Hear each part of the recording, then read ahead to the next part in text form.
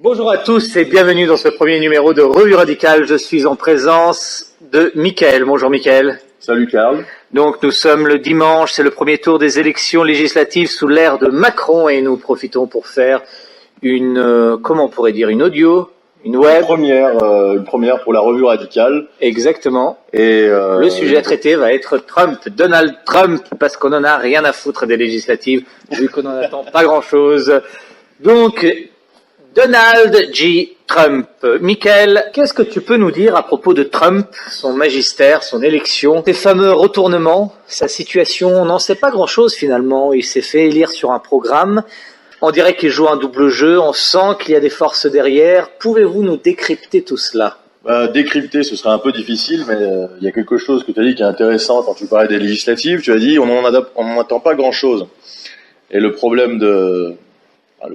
réussite de Trump, c'est précisément lié au fait qu'on attendait beaucoup de lui en Europe, notamment dans les milieux plus ou moins radicaux, en tout cas dans les milieux non alignés sur la droite bourgeoise ou la gauche bourgeoise aussi d'ailleurs, la gauche financière. C'est-à-dire que dans le monde de la dissidence, comme on dit aujourd'hui, ou du nationalisme, la plupart des gens attendaient quand même beaucoup de choses de Trump. Et moi y compris d'ailleurs, pour être tout à fait honnête. Comme beaucoup d'autres, j'ai un petit peu mordu à l'hameçon. Il y a deux choses qui ont fait le succès de Trump à la fois aux États-Unis et en Europe. La première est du niveau de l'affect, je dirais, de très subjectif, très basé sur l'émotion.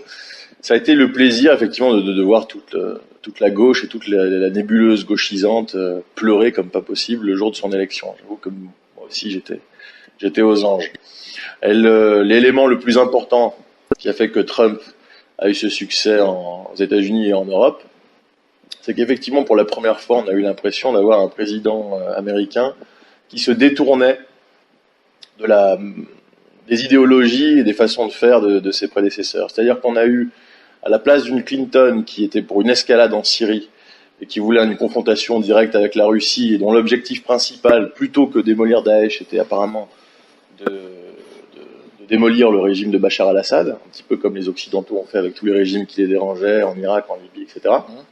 Et ben là, on a eu un président, un candidat à ce moment-là, qui était pour un rapprochement avec la Russie, qui ne semblait pas s'en prendre de manière virulente au régime de Bachar al-Assad, et qui voulait, selon ses propres mots, vraiment bombarder Daesh. Donc voilà, il y a eu aussi des indices qui nous ont fait penser que cet homme-là était vraiment assez particulier. C'est d'abord son indépendance financière, sa capacité donc à envoyer péter les lobbies qui jusqu'à présent étaient derrière tous les présidents, tous les élus. Et je crois, si je me souviens bien, que même un ultra-radical comme Farrakhan avait à un moment donné félicité Donald Trump, c'est quand même assez original. Donc cette indépendance financière, il y avait le fait que Trump en janvier avait montré quand même un certain mépris à l'égard de l'OTAN, et on sait que l'OTAN chez nous c'est pas quelque chose de très apprécié pour les dégâts qui ont été causés notamment en Yougoslavie. Donc je crois qu'en janvier Trump disait de l'OTAN que c'était une structure obsolète. Voilà. Et encore une fois donc ce rapprochement avec la Russie sur le dossier anti-Daesh, et on avait l'impression que Trump était relativement protectionniste, très patriote, mais qu'au niveau international, au niveau de la géopolitique, il allait peut-être avoir un retour vers une vision un peu plus multipolaire et moins hégémonique. Et là, depuis quelque temps, c'est vrai qu'il y a quelque chose d'assez étonnant qui se passe, puisque donc sur le dossier syrien, donc même si il y a quand même de la part des États-Unis une volonté d'appuyer les groupes, parce qu'il y en a beaucoup qui se battent contre Daesh, il y a eu aussi ce fameux bombardement en avril de la part de Trump, des bombardements qui ont ciblé quand même le régime de Bachar al-Assad. Donc, véritable agression ou coup de com'? Alors là, c'est justement la grande question, c'est que si on a tous été sciés en voyant ça, c'est-à-dire qu'on s'y attendait pas, c'était quand même 3 mois après ce potentiel rapprochement entre les États-Unis et la Russie. Et là, on voit effectivement les États-Unis qui bombardent le régime de Bachar al-Assad. Donc, effectivement, si on s'en tient à ça, on pense à un revirement et on se dit ça y est, Trump est rentré dans le rang.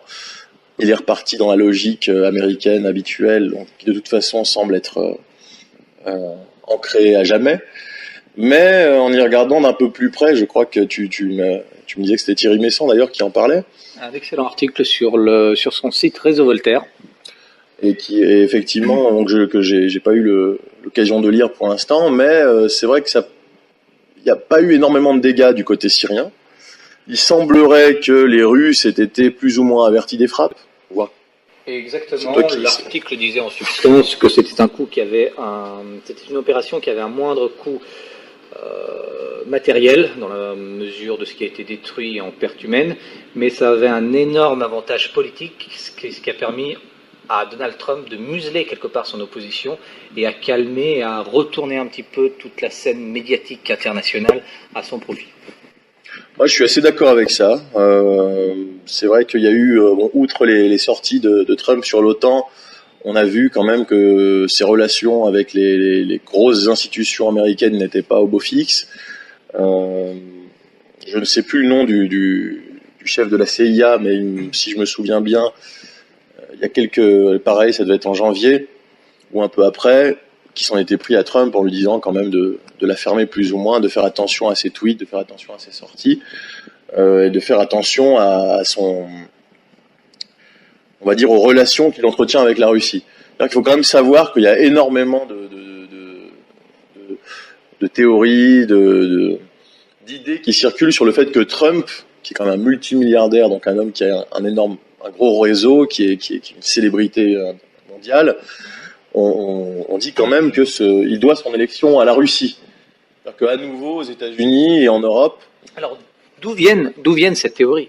Qu'est-ce qui les justifie? Est-ce que c'est un raisonnement que l'opposition a monté pour décrédibiliser Trump, ou en tout cas pour le faire passer pour un agent de l'étranger, ou bien il y a un véritable fond de vérité dans cette histoire, et que la Russie, par ses propres réseaux, ait pu influencer l'élection américaine d'une manière ou d'une autre. Moi, ce qui me semble assez impensable, même très difficile, mais qu'en pensez-vous?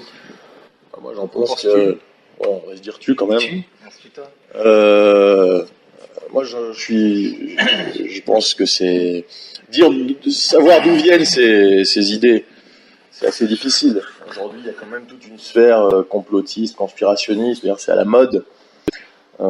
Après qu'il n'y ait pas de fumée sans feu, je veux bien, mais ça me paraît impensable que ce soit Poutine, le puppet master qui ait fait monter Donald Trump jusqu'à son élection.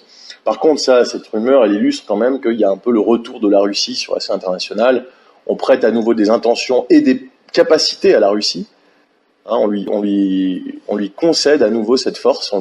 On accepte l'idée que la Russie puisse influer sur une superpuissance comme les États-Unis. Bon, moi j'en doute, mais toujours est-il que on avait comme. Est-ce que les États-Unis sont encore aujourd'hui une superpuissance? Oui, incontestablement. On y reviendra. Là, il faudra revenir sur la Syrie, mais bon, pour cette parenthèse, il y avait effectivement une opposition à Trump qui n'était pas simplement une opposition populaire, une opposition d'une partie de la population ou de certains opposants politiques, mais vraiment au sein même de l'administration américaine. Et là, je parlais de la CIA tout à l'heure. On avait pour la première fois un président qui s'opposait aux institutions américaines et qui en même temps se rapprochait de la Russie. Donc c'est pas étonnant qu'on ait ce genre d'accusations et de rumeurs. Et moi je pense qu'effectivement ce bombardement américain en Syrie aura eu pour Trump l'immense avantage de museler, comme tu disais, son opposition en disant regardez, je suis pas tout à fait copain avec les Russes et j'abandonne pas la politique de domination américaine, j'ai bombardé Bachar al-Assad et donc je me confronte aux Russes. Si tu veux, c'était quand même un moyen pour Trump de neutraliser l'importante partie de cette frange des républicains qui sont les néoconservateurs, qui sont les va-t-en-guerre. Il faut quand même compter sur eux aux États-Unis, même si Trump est super puissant, il est riche, etc., comme il le dit lui-même, il peut pas faire sans les républicains, il peut pas faire sans les néoconservateurs. D'ailleurs, question intéressante, que peut-il faire en tant que président de la République? Il n'a pas vraiment, on va dire, un pouvoir d'action qui soit total, même dans les habits du président. Alors que peut-il faire institutionnellement, que peut-il faire réellement? Il a quand même eu la possibilité, de se faire élire sur des idées qui ne correspondent pas à ce qu'on a l'habitude de voir dans les courants politiques américains, y compris chez les républicains. Donc l'indépendance de Trump, elle existe, elle est relative, mais elle existe. Par rapport aux autres candidats, son indépendance, c'est son argent. Voilà, c'est-à-dire qu'il n'a pas eu besoin d'un appui financier pour devenir président. Voilà.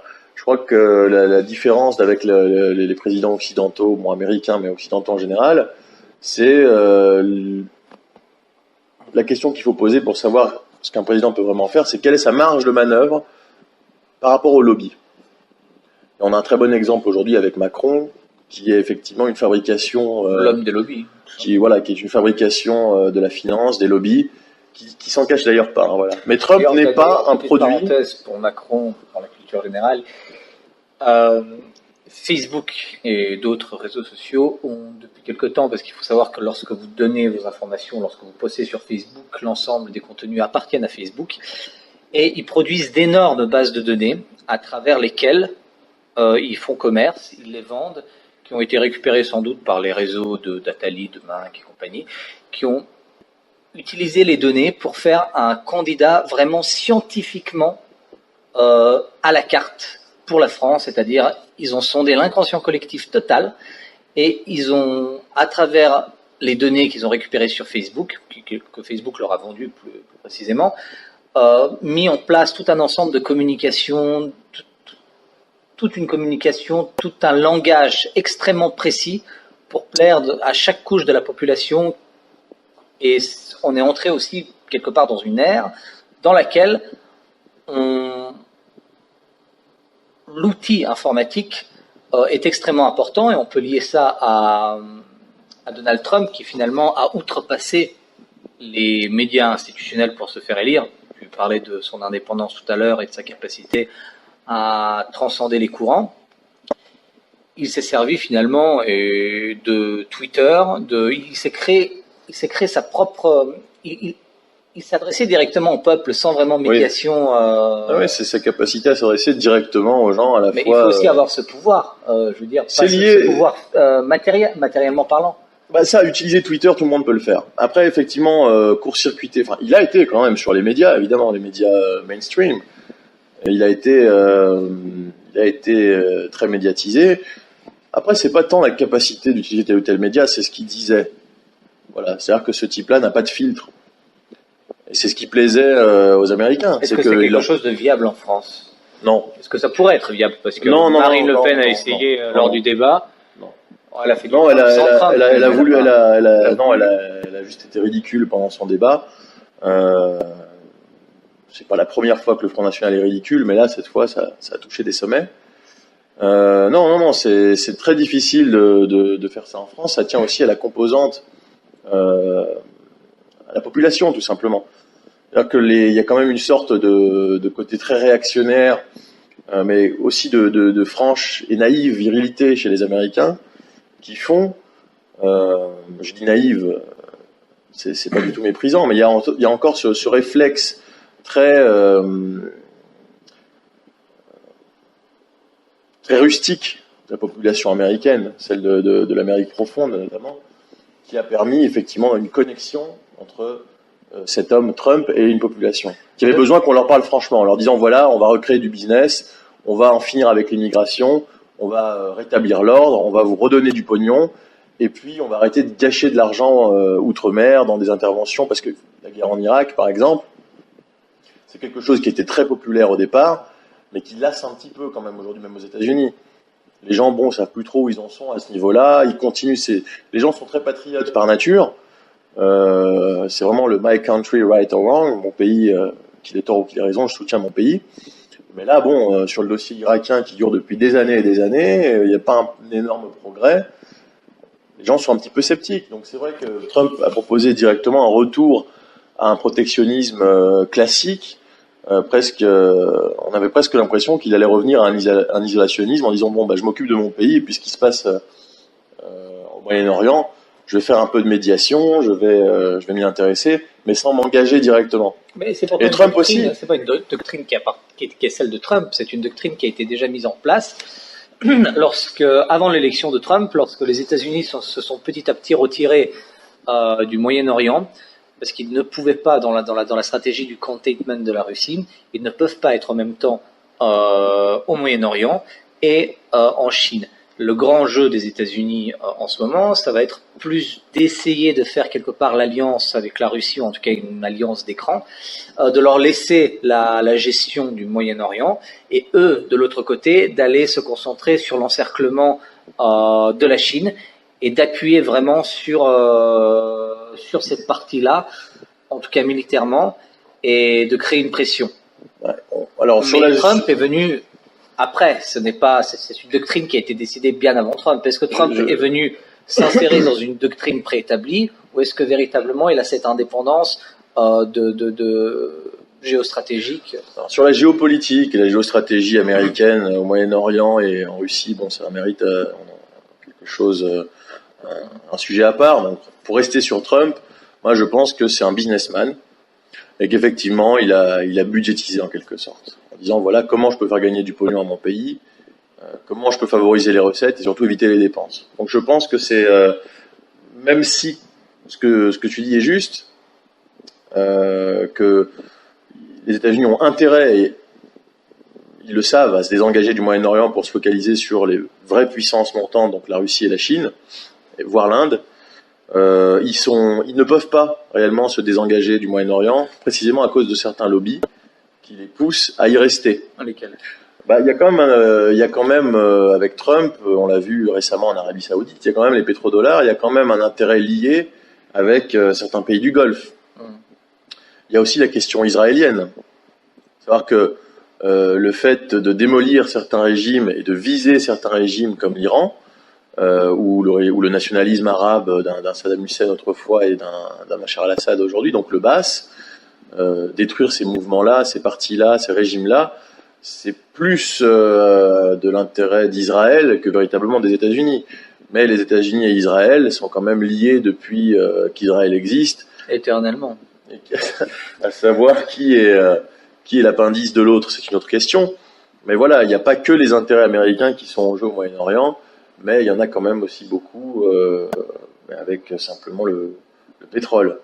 Donc pour revenir à Trump, donc on reviendra un petit peu sur toute la partie géopolitique, géostratégique au Moyen-Orient et puis en Russie aussi, mais pour revenir à Trump, donc il y a effectivement les grosses attentes qu'il y a eu, en tout cas en Europe et dans certaines parties de la droite radicale européenne, c'était un non-alignement en quelque sorte, la fin de cet interventionnisme systématiquement à l'encontre des régimes les plus stables du Moyen-Orient et les laisser un petit peu gérer comme ils voulaient et surtout le rapprochement avec la Russie. Là, avec Trump, aujourd'hui, on n'est pas certain. Il a quand même bombardé la Syrie en évoquant un petit peu ce que les Américains ont toujours invoqué quand ils bombardent un pays de manière unilatérale. Là, je repensais à la Serbie. La crise humanitaire, les armes chimiques, ce régime-là est très méchant, il respecte pas le droit. En venant des États-Unis, c'est assez étonnant, mais il respecte pas le droit international et c'est notre devoir en tant que nation civilisée, démocrate. Voilà, c'est une question c'est la légitimité d'aller bombarder ces régimes-là. Donc on a vu ce que ça donnait en Serbie et aujourd'hui, c'est les mêmes arguments que Trump met en avant pour la Syrie. Donc, est-ce que vraiment il est sincère quand il fait ça et alors à ce moment-là, il s'est retourné, ou est-ce qu'il donne le change pour se remettre dans la poche certaines institutions clés des États-Unis, dont la CIA, museler son opposition, calmer un petit peu les néoconservateurs et surtout taper du poing devant Poutine. Il a quand même assagi sa position sur l'OTAN récemment. Voilà. Donc c'est la deuxième partie, c'est qu'il y a d'abord la Syrie. Donc on peut se dire, encore une fois, comme Thierry Messant, que c'est un coup diplomatique, d'abord pour montrer à Poutine, regarde, moi aussi j'en ai une grosse, calmer l'opposition intérieure, etc. Et puis effectivement, il y a la question de l'OTAN. Moi, j'étais particulièrement surpris de voir un président américain juger l'OTAN obsolète. Ce qui est vrai, d'ailleurs. Enfin, de mon point de vue, évidemment. Enfin, d'un point de vue historique. C'est quelque chose qu'on doit considérer comme obsolète, en tout cas quand on est européen, parce qu'en réalité, c'est, comme le nom l'indique, l'Alliance Atlantique. Voilà, c'est pas une alliance continentale européenne qui sert nos intérêts, c'est effectivement quelque chose qui ne fonctionne que pour les États-Unis et l'Angleterre, surtout les États-Unis d'ailleurs. Voilà, c'est une institution doctrinale qui ne sert que comme instrument à la géopolitique américaine. L'Europe ne trouve absolument pas son compte dans l'OTAN. Donc j'étais assez heureux, comme beaucoup, de voir que Trump dénigrait un peu l'OTAN, et je me suis dit, tiens, est-ce qu'il va y avoir une sortie peut-être enfin en tout cas un éloignement des États-Unis vis-à-vis de l'OTAN. Ce serait assez étonnant et ce serait assez heureux puisque ce serait la fin de l'OTAN. Et là, à nouveau, il a voulu rassurer récemment les membres de l'Alliance Atlantique en leur disant ne vous inquiétez pas, les États-Unis sont toujours dans l'OTAN et nous respecterons le fameux article 5, si un membre est agressé, on lui rentre dedans. Donc là aussi, il y a un revirement qui est assez étonnant. Même si on peut dire qu'au début de sa magistrature, il n'était pas anti-OTAN, mais il avait quand même un point de vue assez critique. Alors qu'aujourd'hui, bon, à nouveau, on le sent à nouveau atlantiste, comme il se doit pour un président américain. Donc, Trump semble être effectivement une déception. Il y a aussi quelque chose d'autre que j'ajouterais là-dessus qui est peut-être un peu... Est-ce que c'est Trump qui est une déception ou c'est finalement, je reviens à ma question première, est-ce que finalement l'institution même du président de la République ne serait pas corrompue au point que quel que soit l'homme qu'on élise, sa marge de manœuvre est tellement petite que de toute manière il ne peut être autre chose qu'une déception? Je dirais que c'est un petit peu un mal indissociable de la démocratie. La démocratie, ce qu'on appelle démocratie, les lobbies, peu importe la réalité de la chose ou non, la démocratie est une utopie qui, de toute façon, dans les faits, ne peut qu'aboutir au pouvoir de groupes privés, de lobbies, etc., etc. Surtout dans un régime comme le nôtre qui est basé sur la finance, la consommation, etc. Donc les maîtres de la finance et ceux qui dirigent les consommateurs, donc, sont forcément maîtres de la démocratie, entre guillemets. Bon, là-dedans, il y a quand même, on peut pondérer les choses, il y a certains présidents qui sont plus indépendants que d'autres. Trump n'est pas Macron. Trump n'est pas une fabrication directe des milieux d'affaires, de la banque, etc. C'est un type qui vient de l'immobilier, certes, mais qui est tellement riche aux États-Unis qu'il finalement, il a acheté son indépendance. Mais dire qu'il peut effectivement le rester à lui tout seul, malgré un soutien populaire, se heurter de front aux institutions américaines, ça paraît difficilement concevable. Et de toute façon, un président doit donner des gages. Et il en a d'ailleurs donné un à ses électeurs. Il en a donné un aux notables en Alaska, récemment. Donc là, on n'est plus du tout dans la géopolitique, on n'est pas dans l'économie ni quoi que ce soit, on est dans le domaine de l'écologie tout simplement. Trump a totalement déréglementé la chasse à l'ours, au loup, en Alaska. Donc l'Alaska qui est un fief républicain, donc la plupart des électeurs sont républicains, il y a beaucoup de chasseurs, etc. Donc moi j'ai rien contre la chasse, mais c'est vrai que là Trump est allé très loin dans cette espèce de déréglementation très américaine, en autorisant la chasse à l'ours et au loup, y compris pendant les périodes d'hibernation, y compris pour les petits, y compris depuis des hélicoptères. Donc bon, qu'on aime ou pas la nature, faut quand même comprendre qu'on fait partie d'un écosystème, on fait partie en tout cas, qu'on y est soumis normalement, et que ça, c'est tout à fait illustrateur, démonstratif des excès des États-Unis. Et là, je crois que Trump perd totalement en crédibilité. Je pense qu'il en a rien à foutre de ces questions-là. Je pense qu'il donne des gages à ses électeurs et aux élus locaux. Mais on est à nouveau dans une sorte d'absurdité, y compris dans les arguments donnés par certains notables, comme je disais, d'Alaska, qui expliquent « Oui, mais vous préférez manger de la viande emballée du supermarché, nous on préfère chasser. » Mais je ne suis pas au courant, je ne crois pas qu'il y ait beaucoup de consommateurs de viande d'ours ou de loup. Voilà. Et beaucoup de gens qui trouvent sportif d'aller abattre un ours en sa tanière depuis un hélicoptère. Mais c'est un point de vue. Mais là encore, ça peut sembler anecdotique, mais ça reste une des déceptions Trump. Voilà. Mais du point de vue de l'emploi, parce qu'il s'est fait élire quand même sur l'indépendance, le retour de l'emploi, où est-ce qu'il en est aujourd'hui? Ouais, je crois qu'il a réussi à faire revenir certaines usines qui étaient au Mexique, donc une usine Ford notamment, à les faire revenir, les faire relocaliser. C'est pas beaucoup sur un quinquennat. Oui, sur 4 ans, bon, il vient de commencer. Hein. Il vient de commencer. Je pense que les principaux dossiers auxquels il s'est attaqué, c'était évidemment la Syrie et la Russie. Sur la politique intérieure américaine, bon, personnellement, je ne saurais pas quoi dire de plus, parce que les attentes, bon, c'était la question de l'immigration, la question effectivement de l'emploi, où il en est. La question de l'immigration qui a quand même été pas mal sabotée avec tout un ensemble d'actes juridiques du président qui ont été bloqués soit par les tribunaux, soit par des instances inférieures.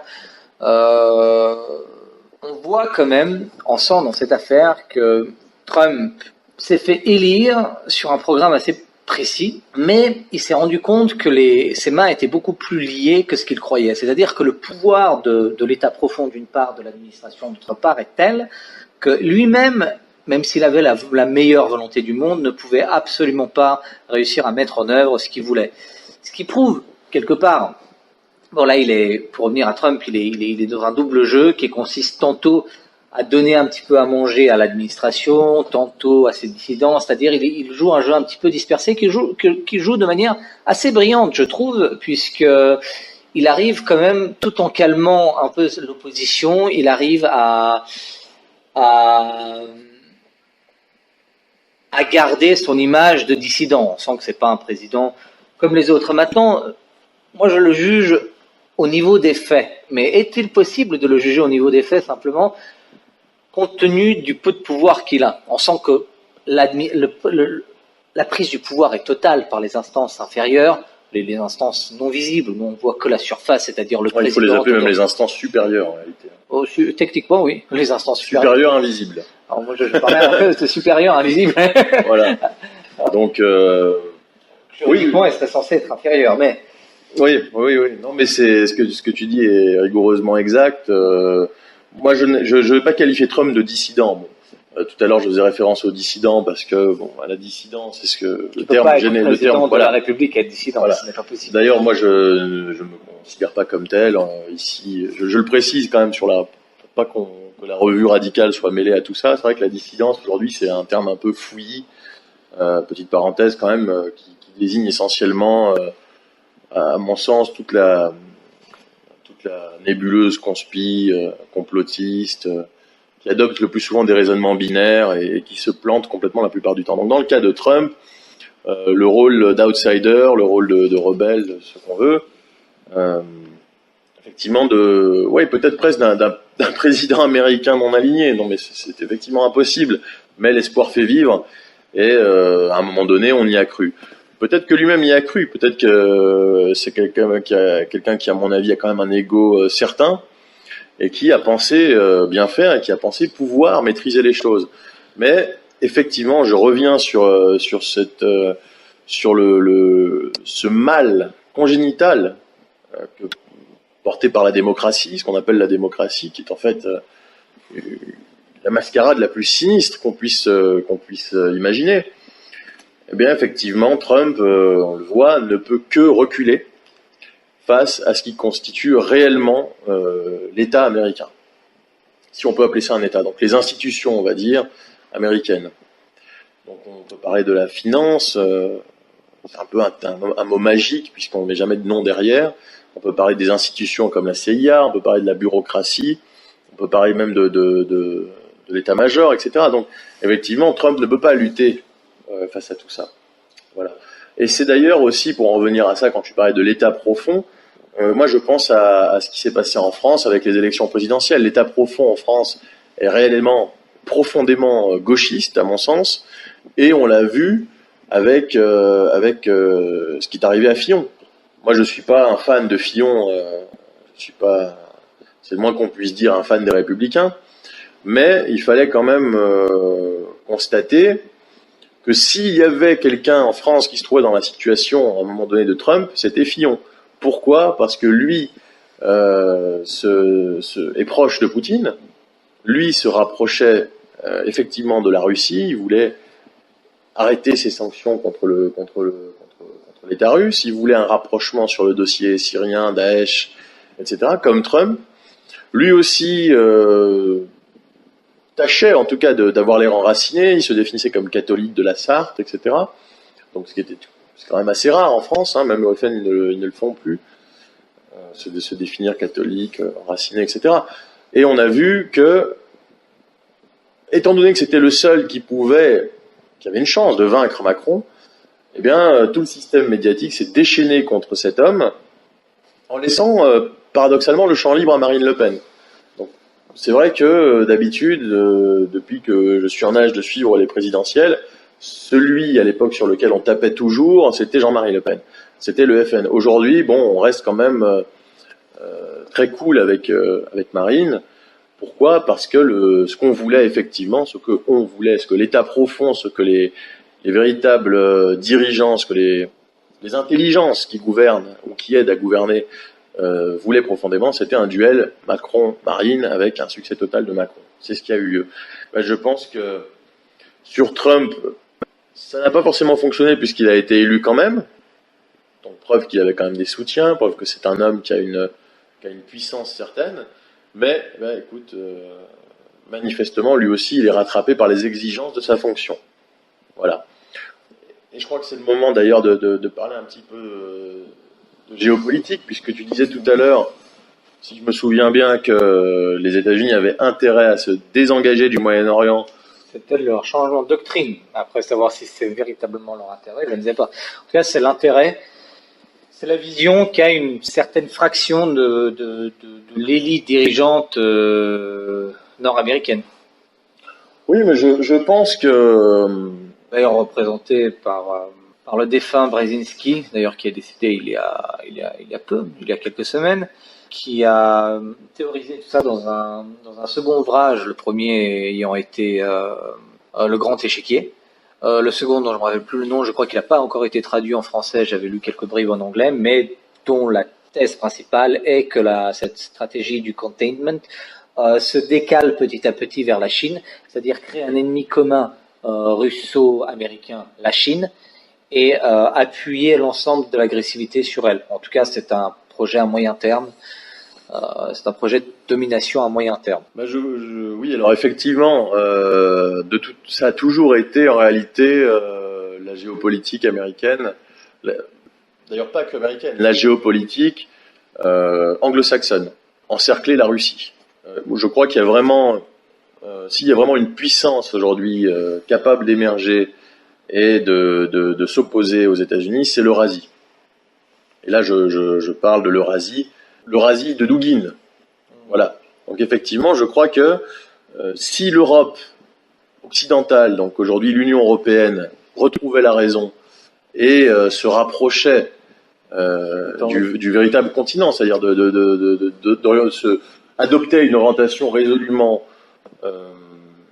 eurasiste, c'est-à-dire le rapprochement avec la Russie. Qu'est-ce qui l'empêche aujourd'hui, techniquement? Qu'est-ce qui l'empêche, puisqu'on sait que son salut serait toujours passé par cet axe-là? On parlait jadis de Paris, Moscou, Berlin. Oui, c'est Chirac d'ailleurs qui parlait. Aujourd'hui, certains parleraient même d'un axe Paris, Milan, Belgrade, Moscou, Téhéran. Oui, alors il y a des axes intéressants. On reste effectivement dans un cadre eurasiste. Après, l'axe que ça emprunte effectivement varie selon les courants à l'intérieur. Mais je pensais Rome. Voilà, Rome. Oui, bon, j'ai bien compris. Mais bon, non.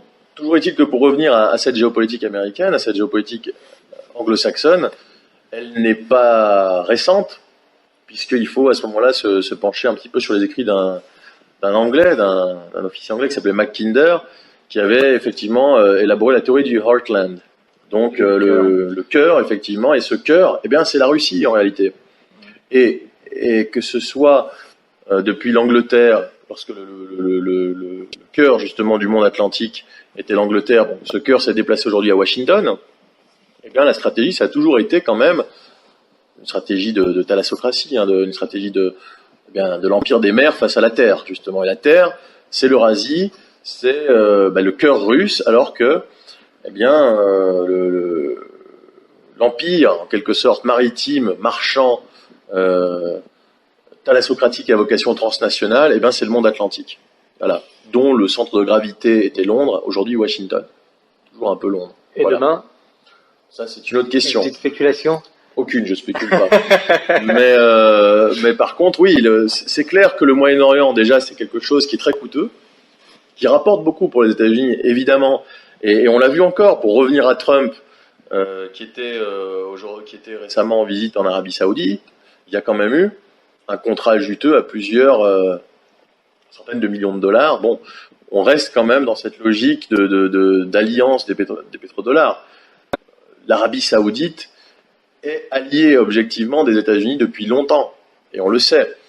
Et ce qui est assez intéressant d'ailleurs pour les États-Unis, pour l'Arabie Saoudite aujourd'hui, c'est que les deux têtes du wahhabisme, parce que c'est aussi ça la grande contradiction des États-Unis, c'est que tout en prétendant combattre le terrorisme, combattre l'islamisme, eh bien, ce sont les États-Unis qui ont systématiquement appuyé des régimes extrêmement agressifs sur le plan du dogme religieux, et qui ont systématiquement favorisé des groupes insurrectionnels, des guerrilleros et plus tard des terroristes, dont la doctrine était islamo-nationaliste.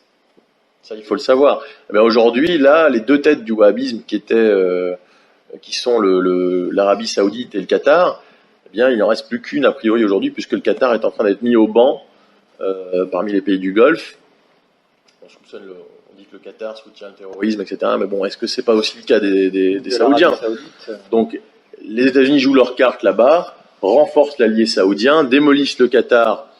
Et alors, à ce moment-là, naïvement, certains pourraient penser que il y a du côté des États-Unis l'Arabie Saoudite, et puis que du côté français, le Qatar est allié. Bon, moi, je serais un peu plus radical là-dessus. Que ce soit le wahhabisme saoudien ou le wahhabisme qatari, on est face à des adversaires. Aucun de ces pays ne peut être un allié pour l'Europe. Voilà. Mais donc, pour en revenir à ça, sur le plan géopolitique et stratégique, les États-Unis ne peuvent pas quitter le Moyen-Orient.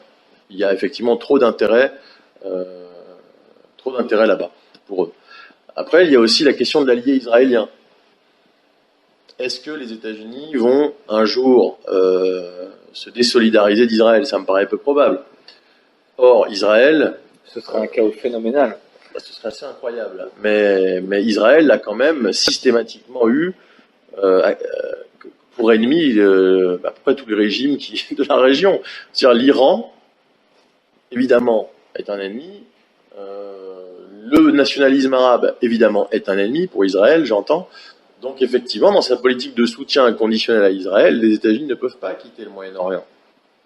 Pourtant, c'est quand même quelque chose qui est extrêmement coûteux. Il faut savoir que la stratégie non dissimulée d'Al-Qaïda, là je ne parle pas de Daesh, mais c'est peut-être aussi une stratégie daeshiste, mais dans tous les cas, la stratégie du terrorisme, c'est aussi de saigner financièrement les États-Unis. Parce que la présence militaire des États-Unis, que ce soit en Irak, que ce soit en Libye, que ce soit en Afghanistan, que ce soit en Syrie, elle a un coût. Et bien évidemment, au-delà de la question à proprement parler militaire, de la confrontation armée, au-delà de la pression des attaques terroristes et les ravages que ça fait, il y a aussi la volonté de la part de la nébuleuse terroriste, que ce soit en fait Al-Qaïda ou Daesh, de rendre les nations occidentales exsangues par des guerres extrêmement coûteuses et qui rapportent peu en réalité, qui rapportent peu, en tout cas à l'État américain. Il y a toujours quelqu'un qui en profite, mais c'est pas les États-Unis à proprement parler. Et alors que justement le gros intérêt des États-Unis, s'ils veulent rester la superpuissance, c'est d'empêcher qu'il en émerge une autre à l'Est. Or, si l'Eurasie se constitue, elle se constitue sans la présence des nations occidentales, mais il existe l'Union eurasiatique. C'est quelque chose qui existe sur le plan institutionnel. C'est quelque chose qui a évidemment été lancé par la Russie, mais on retrouve dedans le Kazakhstan, on y retrouve Bien sûr, c'est une initiative essentiellement russe, puisque son président c'est Viktor Krichenko, mais dans les États membres, on a l'Arménie, la Biélorussie, le Kazakhstan, Kirghizistan, et puis bien évidemment la Russie. Il faut savoir aussi que un des candidats à cette union économique eurasiatique qui implique l'union douanière, la création d'un marché unique, etc., mais à la grande différence de l'Union européenne occidentale, de l'Union européenne, la grande différence, c'est on essaye de réaliser non pas seulement un marché dans le cadre de l'Union asiatique, mais une véritable unité politique et presque, j'ai envie de dire, civilisationnelle, puisqu'il y a quand même comme moteur, en tout cas en Russie et puis aussi avec l'Arménie, eh bien l'orthodoxie. Il faut savoir que Poutine a quand même des liens profonds avec l'Église orthodoxe. Donc il n'y a pas seulement une logique financière, une logique économique, il y a aussi derrière quand même une logique sous-jacente, mais une logique politique et civilisationnelle. Donc cette union asiatique, elle existe, même si on en parle peu dans la politique et dans les médias occidentaux. Donc, il y a donc un véritable projet eurasiatique qui est en train de naître, même si, encore une fois, on en parle peu. Et pour enfoncer le clou, si j'ose dire, cette union eurasiatique peut avoir comme projet une coopération dans certains domaines avec des pays comme la Chine ou comme l'Inde. Donc là, on peut effectivement se représenter le potentiel énorme qu'une telle entité peut avoir, non seulement sur le plan économique, mais politique, géopolitique, militaire, technologique, etc. Donc, pour en revenir aux États-Unis, bien évidemment, leur intérêt, s'ils veulent rester la puissance hégémonique, serait plutôt de s'intéresser à ce qui se passe à l'Est. Et c'est ce qu'ils font. J'ai évoqué cet officier anglais, le général Mackinder, et la théorie du Heartland. C'est quelque chose qui mérite d'être étudié, en tout cas pour les personnes qui nous écoutent, puisqu'on y trouve en substance les fondamentaux qui constituent toujours peut-être même de manière subconsciente, j'en sais rien, mais qui constituent encore les fondamentaux de la géopolitique atlantiste. Parce que selon Mackinder, la véritable menace pour les pays anglo-saxons, c'était la Russie. Il considérait que la France était déjà castrée et vidée de sa substance, que l'Allemagne, ça n'allait pas tarder, mais que ce qui restait en face, en réalité, c'était la Russie, qui représentait par sa superficie, par ses ressources, par sa capacité, son potentiel militaire, qui représentait une véritable menace pour justement la superpuissance atlantique. Donc, la géopolitique de Mackinder, c'était l'encerclement. Et c'est une stratégie qui se poursuit malgré tout, puisque tout à l'heure on parlait de la Yougoslavie, je l'avais évoqué brièvement, mais la violence inouïe dont a été victime la Serbie, cet acharnement qu'il y a eu sur le plan militaire, ensuite sur le plan juridique, on a littéralement détruit d'abord la Yougoslavie, mais ensuite c'est la Serbie qu'on a cherché à enfoncer et presque à liquider en tant qu'État. Je dis presque, non, on a liquidé la Serbie en tant qu'État. C'est quand même assez incroyable ce qui s'est passé là-bas. On a eu une intervention américaine en dehors d'un cadre légal, des campagnes de bombardement stratégiques, pas particulièrement chirurgicaux, à moins qu'on parle d'ablation générale. On a eu par la suite l'indépendance unilatérale du Kosovo, donc sous contrôle, il faut le dire, albanais en réalité, sous l'impulsion de dirigeants kosovars, autrefois membres de l'UÇK, donc considérés jusqu'en 1998, date de l'intervention américaine, de l'OTAN, comme une organisation terroriste, qui subitement devenait un groupe d'insurgés comme un autre. Et donc, on a autorisé finalement une région, il faudra d'ailleurs, c'est un sujet à part entière, je vais faire que l'évoquer là, mais on a autorisé une région de la Serbie à prendre son indépendance sous en fait le contrôle de gens qui sont nostalgiques de ce qu'on appelle la Grande Albanie, de l'idée de la Grande Albanie. Donc on a massacré l'État serbe et la population serbe. Donc pourquoi ? Parce que historiquement, objectivement, la Serbie est alliée de la Russie. D'ailleurs, on le remarquera dans l'ensemble des guerres mondiales. À chaque fois qu'il avait fallu en fait attaquer la Russie, il fallait faire sauter la Serbie en premier. Donc un allié européen le plus adriatique, si j'ose dire. Donc il y a bien une poursuite de cette géopolitique, de la stratégie de l'encerclement et d'avancer vers le Heartland. Et donc à l'issue des bombardements de l'OTAN en Serbie, il y a eu quand même, je crois, je sais plus quand elle a été construite précisément, mais la base Bondsteel, qui est la plus grosse base dans les Balkans, et tu disais... La plus grosse base militaire américaine en dehors du sol américain. La plus grosse base. Bon, bah voilà, donc c'est vrai que le massacre, en quelque sorte, c'est un massacre de la population serbe et de l'État serbe en tant que tel, a eu pour but effectif l'encerclement, le containment dont tu parlais tout à l'heure. Et je crois que ça a été d'ailleurs la même chose en Tchétchénie, non, c'est pas je crois, je suis sûr, quand dès les années 90, les États-Unis ont soutenu des milices radicales tchétchènes wahhabites, comme celle de Bassaïev. Donc incontestablement, l'islamisme tchétchène a été poussé par les Américains dans leur stratégie de containment de la Russie. Et ça continue aujourd'hui avec l'Ukraine, puisque le fameux nationalisme ukrainien qui fait autant frissonner l'extrême droite française, eh bien participe de cette même stratégie. D'ailleurs, là j'ai là sous les yeux un article que j'avais écrit à l'époque, je sais plus pour qui, où je rappelle quand même qu'il y a certains noms du nationalisme ukrainien qui sont bien connus. Donc, je vais les retrouver.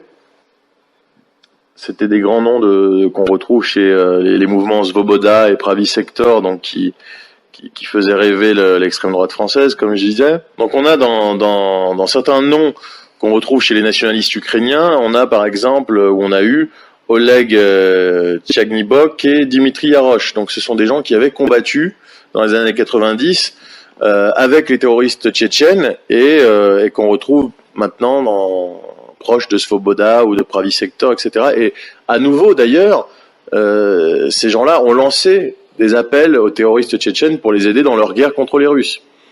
Donc on reste toujours dans cette logique où on voit des groupes radicaux, islamo-nationalistes.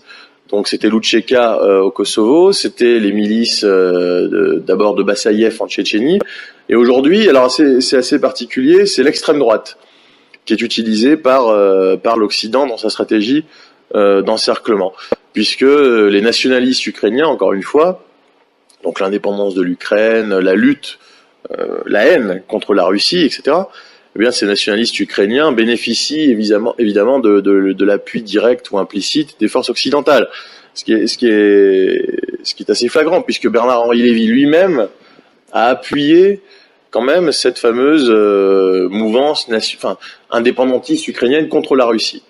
Donc, moi, je suis assez surpris d'ailleurs de voir à quel point le nationalisme ukrainien, finalement, inconnu dans ce qu'il est en essence, inconnu au bataillon pour les nationalistes français, eh bien les séduit quand même. Voilà, uniquement parce qu'ils ont le crâne rasé, qu'ils ont des bombers et puis des jolis insignes. Eh ben, effectivement, on a une grande partie de l'extrême droite qui bande complètement sur le nationalisme ukrainien, sans comprendre que ce pseudo-nationalisme, eh bien, est totalement instrumentalisé, encore une fois, comme l'ont été les gens de l'Outcheka ou comme l'ont été les Tchétchènes. Ils sont instrumentalisés, utilisés par l'Occident, donc surtout les États-Unis, pour affaiblir la Russie. Voilà, puisqu'en définitive, l'Ukraine, la Russie est née à Kiev. Hein, voilà, l'Ukraine, c'est plus une province russe en réalité. C'est des orthodoxes, russophones, etc. Donc, ça participe de la même culture, de la même civilisation. On voit très mal ce qui justifie, outre le tribalisme ultra-ethnique, ce qui justifie cette violence indépendantiste de la part des nationalistes entre guillemets ukrainiens. Voilà. Donc tout ça pour revenir au sujet, que bien que les États-Unis restent particulièrement ancrés au Moyen-Orient, puisqu'il y a quand même le projet d'un Moyen-Orient dit démocratique, c'est-à-dire un Moyen-Orient débarrassé des régimes qui embêtent Washington et Tel Aviv, eh bien, ils poursuivent quand même tranquillement, lentement mais sûrement, leur objectif d'encerclement de la Russie. Voilà. Donc la Tchétchénie avant-hier, la Serbie hier, aujourd'hui l'Ukraine. Donc de toute façon, ce sont des foyers, des brasiers qui sont allumés, qui ne s'éteignent jamais réellement, mais qui montrent que les États-Unis continuent depuis toujours en fait cette stratégie d'encerclement de la Russie pour empêcher l'émergence d'une véritable Eurasie. Et ils peuvent bien sûr compter là-dessus, dans ce projet-là, ils peuvent compter bien évidemment sur les puissances européennes occidentales, bien sûr la France, qui ont tourné le dos depuis longtemps à toute réalisation eurasiatique pour embrasser une ligne atlantiste, qu'on le veuille ou non, et c'est pas demain que ça va changer, surtout pas avec Macron.